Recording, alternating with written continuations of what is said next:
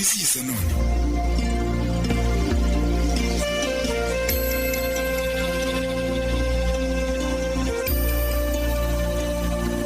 Bakunzi ba Radio Mariya Rwanda, kongeye kubaramutsa. Yesu Kristo akuzwe. Aka ni ka kanya kahariwe kuvuga ku buzima bw'abatagatifu tuzihimbaza buri munsi.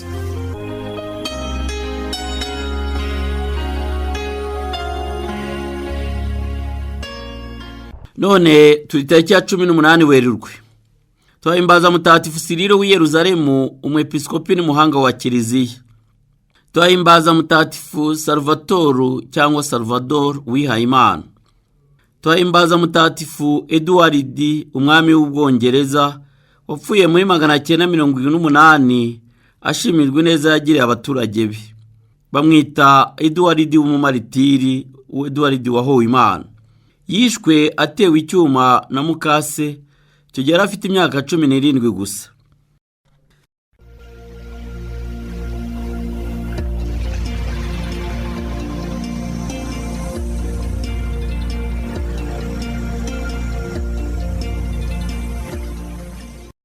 Twahimbaza Mutagatifu Alexandre w'i Yerusalemu. Muri uyu mwanya tugiye kuganira ku mateka ya Mutagatifu Salvatore, Alexandre w'i Yerusalemu na Siriro w'i Yerusalemu. Muri kumwe na Padiri Valens Twagiramungu.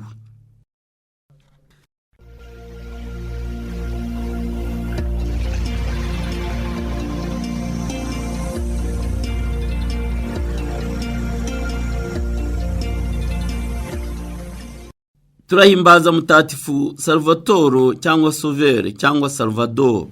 Ubundi yitwa Salvador wa Horta Grinezos.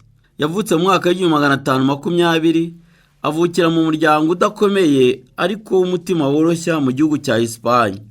Mu gushakisha imibereho y'ubuzima, yakoraga akazi ko kudoda inkweto. Yaje kureka uwo mwuga we wo kudoda inkweto, maze ajya kwimana mu muryango wa Franciscane b'i Barcelona. Yabagaho mu buzima bworoheje, akamenya no kwitanga. Yabaye umufreri ubuzima bwe bwose.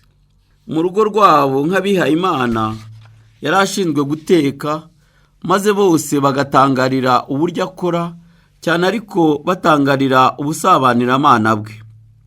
Abantu benshi bo mu gihe cye bamusabaga isengesho, bakamwiyambaza ngo abasabire.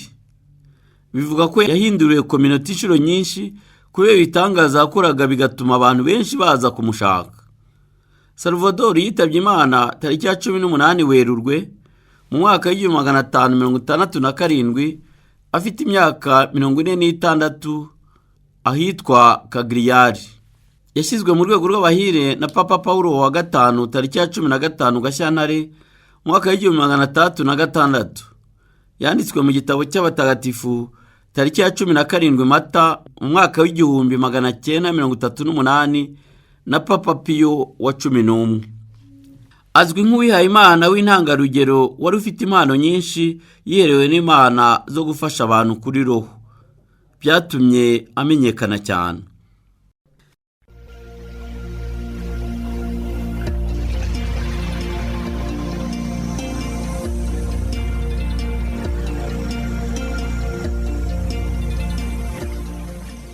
Reka tuvuge no ku mateka ya Mutagatifu Alexandre w'i Yerusalemu nawe duhimbaza none.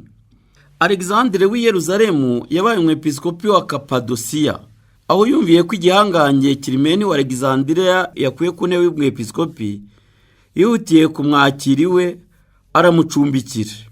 Ariko hadashize igihe Musenyeri Alexandre yaje gufatwa arafungwa, maze Musenyeri Kilimeni yari acumbikiye yari amaze igihe kinini mu buroko.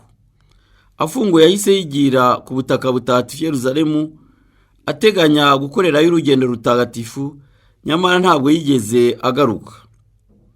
Musenyeri Narcisse umwepiskopi wa Yerusalemu yarashaje, kandi abayahudi b'abakristu bamunaniza cyane ku buryo ataragishoboye guhangana n'ibihe.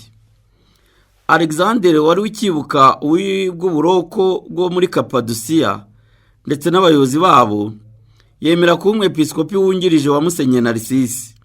Narcisse amaze kwitaba Imana, Alexandre aramusimbura aba umwepiskopi wa Yerusalemu.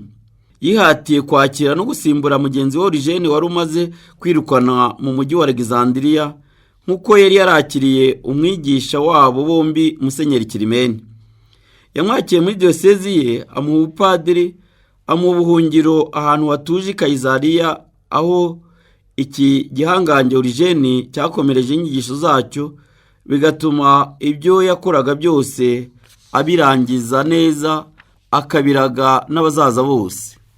Musenyeri Alexandre yashoboye guhuza abayahudi b'abakristu n'abakristu bandi bahoze ari abapagani, abahuza mu byo batavugaga rumwe bijyanye n'imihango ya kiyahudi n'iya gipagani, mbese kubihuza n'ubukristu. Yayoboye neza kiliziya ye, ashimirwa kandi kuba yarubatse i Yerusalemu inzu y'ibitabo by'agaciro kanini icyo gihe.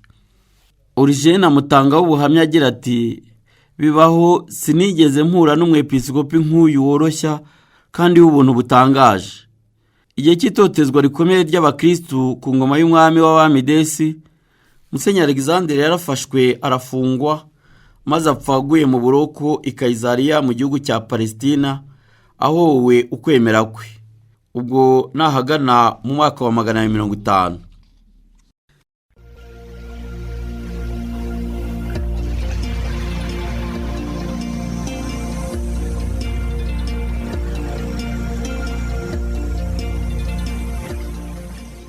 Reka tuvuge no ku mateka ya Mutagatifu Cyrille w'i Yerusalemu nawe duhimbaza none. Cyrille yavukiye i Yerusalemu ahagana mu mwaka wa 315. Akiri muto yihase cyane ibitabo bitagatifu, abibamo umuhanga ukomeye cyane. Byongeye akunze kare imyitagatifurize y'abamonaki, yigira inama yo kwinjira mu muryango w'abamonaki. Umwepiskopi Magisimi wa Yerusalemu amuha ubusaseridoti, ahabwa kujya yigisha abakristu n'abigishwa. Uwo murimo awukora awitayeho cyane, bishimisha umwepiskopi n'abakristu. Byagaragaye no mu nyigisho z'ibitabo bya Gatisimu yanditse. Yarwanyije kandi bikomeye abigisha b'inyoma barwanyaga imihango mitagatifu, cyane cyane ku byerekeye Ukaristiya. Aho Magisimi apfiriye, Cyrille niwe watoreye kuba umwepiskopi wa Yerusalemu. Mu mirimo ye y'ubwepiskopi ahuriramo n'ingorane zikomeye, kubera abigisha b'inyoma bamurwanyaga, bigera n'igihe bamumenesheje arahunga. Yongeye kwicara hamwe ku ngoma y'umwami Theodore. Mu bitekerezo by'uruherekane rw'amateka bavuga ko Cyrille yari afite ingabire n'ububasha bwo gukora n'ibitangaza. Cyrille w'i Yerusalemu yitabye Imana mu mwaka wa 386. Dusabe. Nyagasani Mana yacu, ku buryo butangaje uhaye kiliziya yawe kumenya no kumva neza amahanga yo gukizwa kw'abantu babikesha inyigisho z'abepiskopi Cyrille. Girira amasengesho yabo, maze uduhe kumenya neza umwana wawe, turonke ubugingo bwe ku buryo busendereye, ku bwa Kristu umwami wacu.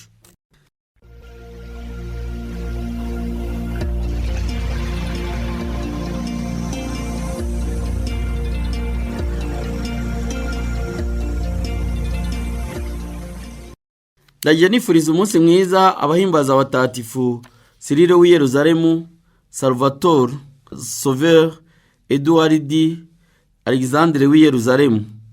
Namwe nshuti z'Imana kandi bana babikira Mariya, mugire umunsi mwiza. Padiri Valens Twagiramungu wifuriza neza n'amahoro bikomoka ku Mana umubyeyi wacu, maze mwese umubyeyi Mariya abafatira iby'uburyo kandi yumvise inyisho ryanyu aho murivugiye hose. Yosefu Mutagatifu udusabire. Mwamikazi wa Kibeho udusabire.